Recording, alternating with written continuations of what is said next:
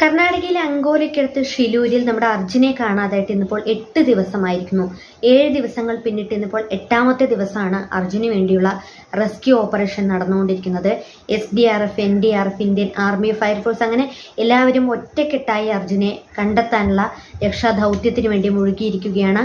പക്ഷേ അർജുൻ എവിടെ, അല്ലെങ്കിൽ അർജുൻ്റെ ലോറി എവിടെ എന്ന ഒരു സൂചന പോലും, ഒരു നിർണായകമായ ഒരു വിവരം പോലും നമുക്ക് ലഭിച്ചിട്ടില്ല. പക്ഷെ റഡാർ ഉപയോഗിച്ച് പല സിഗ്നലുകൾ ലഭിക്കുന്നു എന്ന് പറയുന്നതല്ലാതെ അർജുൻ്റെ ലോറി എവിടെ എന്നുള്ള ചോദ്യത്തിന് ഇതുവരെ നമുക്ക് ഉത്തരം കിട്ടിയിട്ടില്ല. എത്രയും വേഗം അർജുൻ സേഫായി തിരിച്ചു വരണേ എന്നുള്ള പ്രാർത്ഥനയിലാണ് കേരളക്കാർ മുഴുവൻ, ലോക മലയാളികൾ മുഴുവൻ കാത്തിരിക്കുകയാണ് അർജുന് വേണ്ടി. ഒരുപക്ഷെ അർജുൻ ആരാണ്, ഇതിനു മുൻപ് അർജുനെ ആരും കണ്ടിട്ടില്ല എങ്കിലും തങ്ങളുടെ കുടുംബത്തിലെ ഒരു വ്യക്തിയെ പോലെയാണ് അർജുനെ ഇന്ന് ഓരോ കുടുംബവും കാത്തിരിക്കുന്നത്. എന്തായാലും അർജുൻ സേഫായിട്ട് തിരിച്ചു വരട്ടെ എന്നുള്ള നമ്മുടെയൊക്കെ പ്രാർത്ഥനയ്ക്കിടയിൽ